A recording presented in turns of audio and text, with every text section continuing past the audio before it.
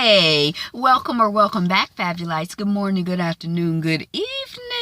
I don't have questions for you, but I do have notes from last night's Real Housewives of Atlanta reunion part 3. So if you'd like to stick around and hear, please do. And thank you for coming, visiting, saying hello, even if it's for a short minute. I love your presence. Your presence is presence. Okay, so we start with the men. We have Bob and Sheree. There was a comment made that it sickened people like me. That there was something to the effect of, people who really love Sheree were sickened by seeing that she was abused or whatever. And I don't necessarily love Sheree. I don't hate her, but I don't want to see nobody abused. And sickened might be a strong word, but it was upsetting to me, that whole exchange. And, people are abused, and I don't know her personally, but I don't want to know nobody who's being abused or in an abusive relationship. So it sickened even those of us who don't just love Sheree. Okay. Bob said that he's scared to speak to Cairo and the kids. That whole family needs to get therapy and counseling because we need to, it's already out in the open, which is good. That's part of the healing process. But y'all need some support and assistance with processing it and dealing with it and being able to use that energy and that vibration for good instead of, hiding, being ashamed, being afraid. Let's deal with it. Mr. Bob Whitfield, we need you to stand up and be a man. Miss Sheree, we need you to stand up to be a woman. Children, if your parents can't handle it, this is something y'all have the opportunity to handle and disentangle before you pass it on to future generations. Come on now, let's get on the ball. I'm not saying it's easy, but it's important. Candy, she said sometimes we need to see ourselves to be able to fix ourselves and our relationships for our children. Yes, girl, that's correct, Miss Candy. I agree 100%. Peter and Cynthia, he says that he speaks to Noelle more than he speaks to Candy and that Noelle calls to ask his opinion on things. I really like that. I think that, she's a young woman and it's good for her to have some men who care about her, men, women, whatever, who she can talk to about things and process things with. So I was happy to hear that. The host, Andy, asked if money was a big factor in the breakup. And the impression that I got very, very clearly is that stress was the main issue because Miss Cynthia seems stressed even talking about the stress of the situation. She said she don't handle stress well, and it was too many stressful situations. And one situation would end and another situation would begin. And then there was like a flashback to last year's reunion, and Portia was saying how, look at how your waitresses are getting paid. And I had this same question last year, but I didn't have a YouTube channel, so I'm going to ask you now. Is she trying to say that his waitresses were being paid in dick? Was Peter paying his waitresses in dick? Because usually that currency don't work that well going that way. I'm just saying. I mean, I'm not, I'm just saying. That story seemed a little, that story seemed a little Portia to me. I'm just, Okay, so then we have the Todd, Block, and Candy situation. Yay, Block is still in the mix. That is so exciting to hear. We need good news. We like good news. Go ahead. Y'all find this fan, even though better late than never. That's what she say. That's what they say. That's what she say. And you right, little girl. Todd, Portia, this is the other Todd and the smiley face Todd. Is he an actor? Because I saw something and I was like, I think I saw him. Because he just be smiling up a storm on the show. Did y'all notice that? I'm like, he smiled quite a bit. I mean, it makes him seem sort of vapid, but I don't think that he's really, slow. I just think that, he may be an actor trying to be like, look at me, look at me, cast me, look at this smile. I don't know.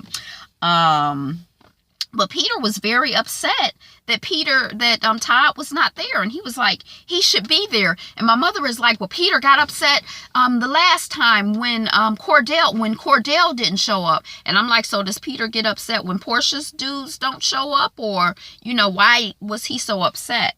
And Peter ended up leaving the stage, and I guess that Peter just felt like he could not stand the BS of freaking frack. So I guess it started with Todd not being there for him, the revelation of the we BS continuing. But he left the stage. And somebody said on their review, I don't know whose review I was listening to, Color Me Pink. Hey, girl, hey. I think she said that Peter was drunk. Was he drunk? Yeah, no, I can't tell. I remember I used to work with this woman when I ran youth programs, and she'd be like, well, that child is high. And I'm like, well, how do you know that child is high? And she'd be like, Angela, his eyes are dilated. And y'all, she explained it to me, and I think I even researched it. I don't know a dilation from a non-dilation, because you can tell when people are interested in you when their eyes dilate or don't dilate or something. But y'all, I don't know. If Peter was drunk, I didn't know. I just thought he was being Peter. Okay, so we have Sheree. They mentioned Sheree being the bone carrier of the bone carriers, and we find out that Shamea and Portia have not spoken since the airing of a particular episode with Portia, Sheree, and I'm not sure what scene it was. Maybe the scene where Miss Ladybug was indicating that there's some unification going on. So that was kind of sad. Somebody said that they thought that Shamea should be on the show. Now, maybe because she's an extra, she didn't really seem that polished or that pow to me. She seemed like she's probably a nice, cool woman, but I don't know if I'm like, oh, I really want to see more of her. I want to see her on TV. I mean, everybody is interesting to me, so the bar is kind of low. I'll sit and watch this dog and talk to her. So, my standards of who should be on TV are not very high, or who I would watch, hey, Puda Puda, are not very high. But, I was surprised when they said that about Shamea. She just seemed like a nice child to me. And then they talked about, somebody kicking it being equated with sex.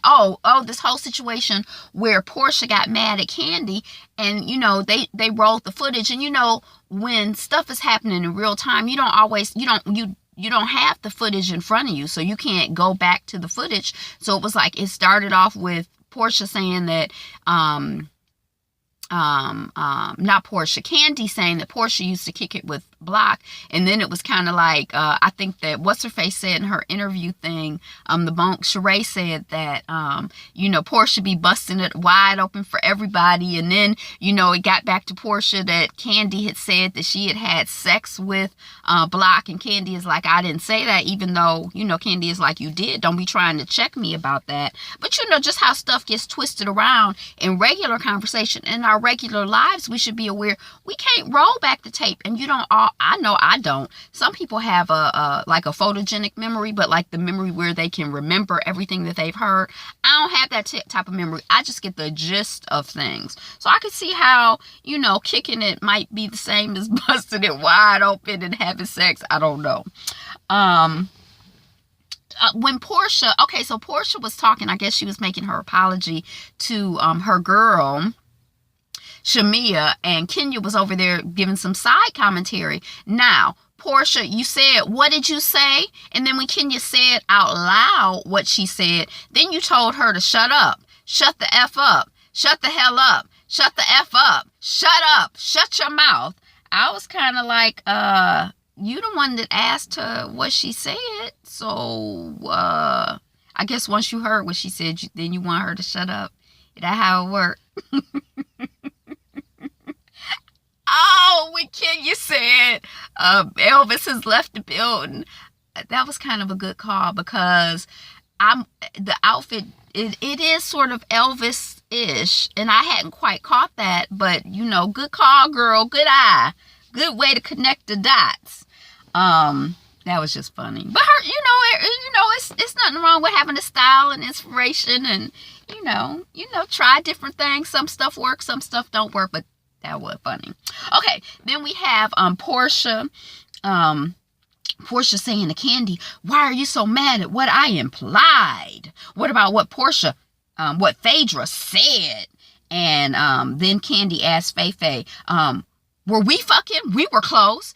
That's like the whole theme of the thing. People have been close at different times, and have they been close enough to be having sex? Just because you're close to somebody, does that mean you having sex? you know how people feel like, well, you can't be close. If you're a woman, you can't be close to a man. If you're a man, you can't be close to a woman, except that you are in a sexual relationship. And I never think about that so much with women. And I don't necessarily agree with that with men. I think it just kind of depends on the people. And some women are really close, and they ain't gonna be really close unless they having sex. I'm just saying. Okay, so Portia apologized to Shamea, but her body language to me looked like she was barely acknowledging Shamea. It looked like a lot of times, in a lot of the shots, she was looking away from Shamea when Shamea was talking. And that don't really seem very friendly to me. I mean, you know, I'm just saying. Okay, so freaking fraud, that's what homegirl called them on Watch What Happens Live. I had called them frickless and frackless, but you know, the famous good girl friendship couple. There's kind of like this idea that came up about them covering up and protecting each other and backing each other up regardless. They there for each other, lie for each other, they on each other's sides no matter what. You know, this is my girl and she can't do no wrong. I'm not going to hear or entertain anything to the contrary. And so they were like, well, is it an alliance or is it a friendship? Are we on Survivor? And in a way they are. They trying to survive in this reality TV show game, and they don't want Andy or the audience to vote them off the island. So they feel that they have to do what they have to do to stay on the island. So yeah, it is kind of like Survivor. And they trying to survive out here in this world, get them coins, have some, you know, some fame and some attention and some money. Okay. Yeah, we got that. And then Shamea, now this was funny when she said, don't leave your credit card and your license around. Portia, don't leave your credit card and your license around baby girl Feifei, because she has been known to be involved with fraudulent activity. It was so serious. That was funny. It wasn't that serious, but it was funny. And then why would you do that? You know, when she was doing that, you know, why would you do that? Where are my notes at? And somebody asked, why would you do that? And Phaedra was absolutely, when they asked her that, the camera shot to her and she was just silent. No comment. She didn't say anything.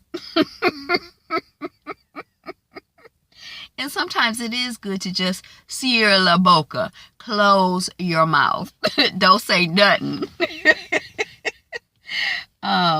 Shamea's whole thing about her being engaged and what are you doing? She's about to be a bride.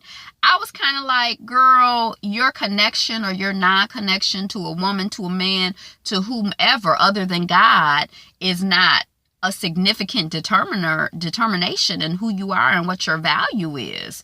So don't get it twisted. I mean, I'm glad for you being engaged and everything, but that doesn't make your life more valuable than somebody else's life. Being married does not make you, I don't know. I think we need to untangle some of that mess. This is another Shamea line. So I guess maybe, I don't know. That's two things she said. She wasn't on there for very long. But she said to Phaedra to stop you. Did y'all hear what she said? Stop using Groupon for your plastic surgery because your navel is to the left. To the left, and your navel on the left. I was like, no, she didn't say that. And I hadn't remembered, they had past footage, but I hadn't remembered the hostility and the tension between Phaedra and Shamea. So that was kind of interesting. And just the dynamic that continued while they were on the stage. It was like they act like they don't like each other. I mean, like they don't like each other. That was okay. They talked about the ladies who really get down with the ladies. And Todd is back. So they had sent the men away, but they brought Todd back for this segment. Phaedra is dealing with technicalities. Counselor Phaedra, attorney Phaedra. She said the question on the table was she a lesbian? Meaning that she sleeps exclusively with women. Lesbian. I didn't say she was a lesbian. It's kind of like she was implying that she was a bisexual, not a lesbian, so she felt that the comment didn't apply to her. Now, I know how she could feel like, how we see the show a certain way. It's edited a certain way to portray things in a certain way. Girl, this dog right here, a minute ago when I was doing this thing, she jumped down, hit the steering wheel, stopped my video, and she moving around now. So it's relax yourself, girl. It's making me nervous, y'all. So the way it's edited, we see like a straight line story, but the way that it happens is they record different things at different times. Again, there's a million hours of footage and we might see, 20 or 30. So they don't know the story that it appears to us when we're watching it. So I could see how she might not have realized that connection was that comment was connected to her. But it's kind of like one thing about the reunion is that makes a reunion kind of interesting is that now the people have seen the edit, the actors, the performers, the cast has seen the edit, so they know what the storyline is. And it's like Counselor Phaedra came prepared. She had done her research and she had her arguments, her legal arguments, her technical arguments together. So that was just interesting. And then this whole thing of Phaedra saying, it's been said before. I don't know what she was talking about Shamia and Candy maybe. It's been said before. It has been said. It's been said before. It's been said before. She said that a million times. I'm like, it's been said before by who? By you? I mean, technically, if I say something, then I could say, well, it's been said before. Angela is a millionaire. And then I could go around saying, well, it's been said before that Angela is a millionaire. It has been said before. But just because it's been said before, I mean, what are you saying? Todd says something to the fact that nobody says what the streets are saying about you. We could say a lot about you, but the feds are still watching. Oh my gosh, did he say that? Okay. Andy talked about this humor and homophobia thing, and I think that's an ongoing issue on these shows. I think it's less severe when we're talking about women and women being together than when there's the implication that a man might be a homosexual. I think that there's a lot of hostility and shame involved with making that accusation to somebody. As a society, I feel like we still need to make way more peace with people being who people are. So yeah. Okay.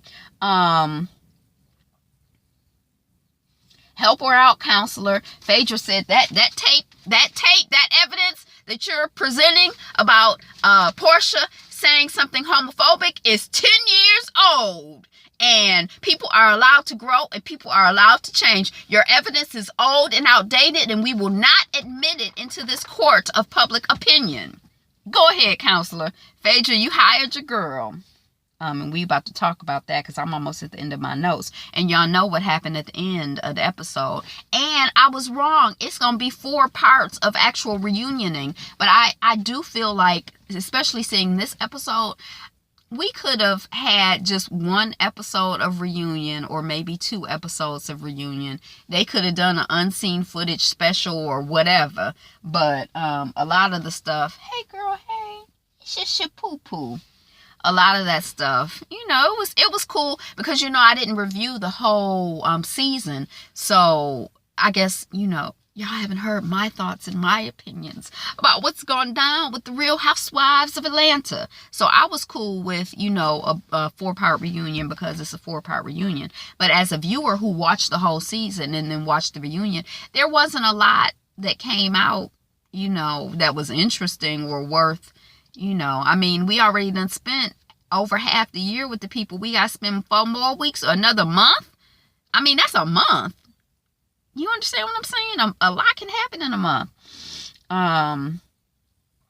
Taken out of context. Oh, Phaedra also said that sermon has, maybe Phaedra didn't say it. Maybe Portia said it's been taken out of context. And now she's had some experiences Yeah, she done had some lesbian experiences or some experiences with other women. Instead of just fantasizing about it and being scared about it and then preaching against it, she's, been out here in this world and lived a little bit more. I don't know. I'm just saying. And then Phaedra talking about, to you, I wouldn't be interested in you. I wouldn't look to you, or something she was saying, and having her beer goggles on. And it probably did happen. It's almost like she's like, it didn't happen. I'm not interested in you, but it probably did happen because I was drunk. I mean, did it happen? Or I don't know, girl. You're not credible to me. You a mess. It's not a good look. And then Portia talking about she's at Dish Nation and she now works in the world of journalism. And I guess very, very loosely, you could say that she works in the world of journalism. And I don't have a good metaphor on hand, but boo, and then she went on to say that a lot of the news, they like to check to see if it's accurate. Not all the news, just a lot of it. Y'all, isn't that a gossip show? My mama watched it. I only watched it, here and there, but it seemed like a gossip and personal opinion commentary type show. That's not journalism. We as a society, we really need to have a conversation about journalism and, because a blog is not necessarily, like some blogs are more journalistic than others, but yeah, we need to talk about that. And then she said that she was served a cease and desist by Kandi, so she wants to have Phaedra speak on it, the rumors of Kandi and Todd saying that they wanted to drug Portia and bring her back to their sex dungeon and have sex with her against her consent. And she said that she wanted to have Phaedra talk on it since she had been served a cease and desist. And since Phaedra is the one that gave her that information, boom, there it is. And the way the previews are edited, Phaedra is looking even more obviously foolish than she has been looking. To me, she comes across as very incredible, like not believable, like a liar, like, her and Portia. It is not attractive. I don't necessarily think people are like, oh, they should get off the show because this is reality TV. Well, in real life, people do lie. I think it definitely makes it interesting for me because I'm like, they're lying. They're just both, give you something to talk about. Like, oh my gosh, what in the world is going on? I don't like her, but that's like I watched Seinfeld for years. I wouldn't want to spend time with those people personally, but they were interesting to watch. So, kind of how people try to negotiate the world, how people try to manage their images and, create their images is interesting. That's all I got, y'all. That was episode 3 of The Real Housewives of Atlanta. Thank you again for being here with me and us. Have a wonderful, fabulous day. Be you, be fabulous you. Mwah.